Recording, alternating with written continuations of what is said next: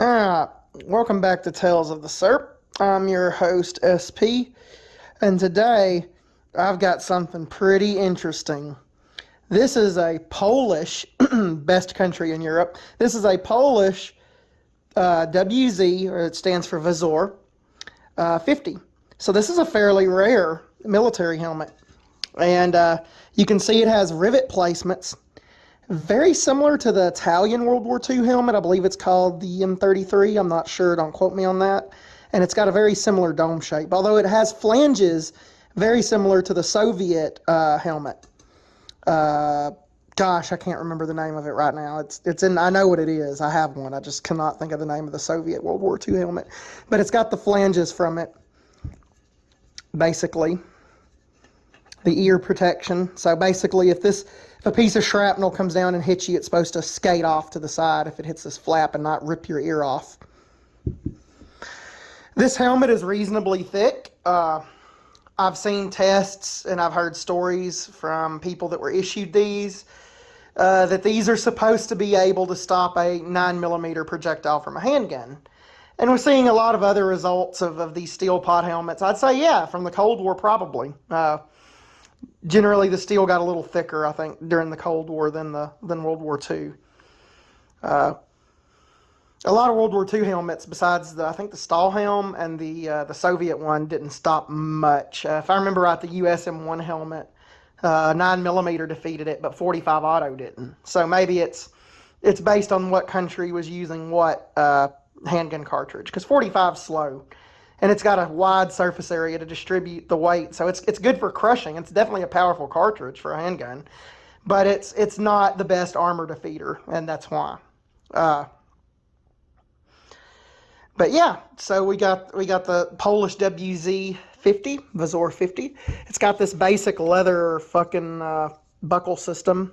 It's kind of kinked. I don't know if it was stored like this. I got an interesting story of how I got this helmet.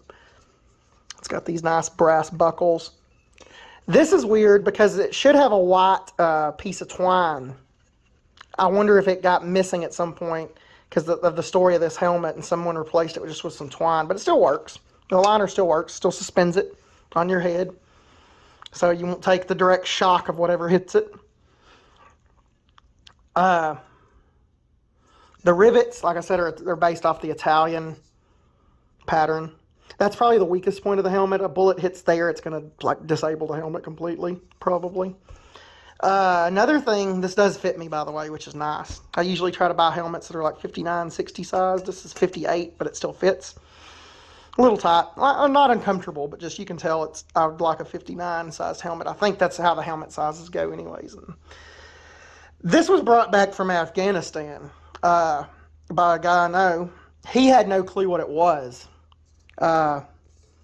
He thought it was Romanian because in wherever he got it from, they had it listed as Romanian, and you can see someone has indeed written Romania on the side there, but this is not a Romanian helmet at all.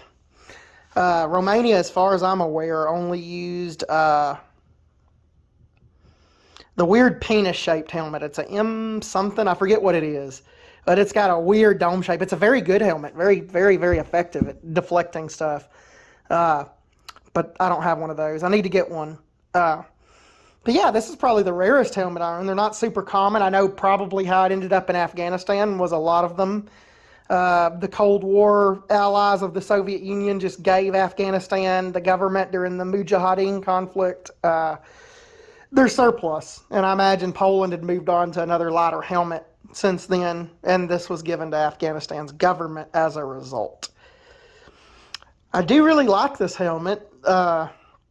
It's great. It's a great piece of history. It's collection. I wouldn't, unless it's like an all-out Mad Max Fallout clusterfuck apocalypse, I wouldn't depend on it because it's quite old, but it certainly is better than nothing. I have an old shitty Yugo, I believe it's an M53, I'm not sure. It's the Yugo helmet that's very common and cheap. And I've wore it and like beat my head into trees and stuff, accidentally hit my head on limbs and like stuff like that, and it works. So it's a great helmet design too. And I might do a review. I have several Yugo helmets. I have to look up the model number because it's not on the top of my head. But anyways, yeah, this is the Polish Vazor 50. And wzór means model in Polish. A lot of syllable, like fucking words get pronounced as V's in Polish. But yeah, the Czech, you'll see like VZ58, that stands for wzór 58 because the Slavic word for model, I think, is the same in a lot of different languages. So it's like how the U.S. would use M something, but it's similar to that. Like you got the Polish WZ88 Tantal, wzór 88 Tantal, and that's an excellent gun. I wished I'd never sold the 5 I have. Well, besides the Century one that had the fucked up barrel. But this video is long enough, guys. Let me know what else you want to see on the channel. I got way more shit than this. All right. See you later.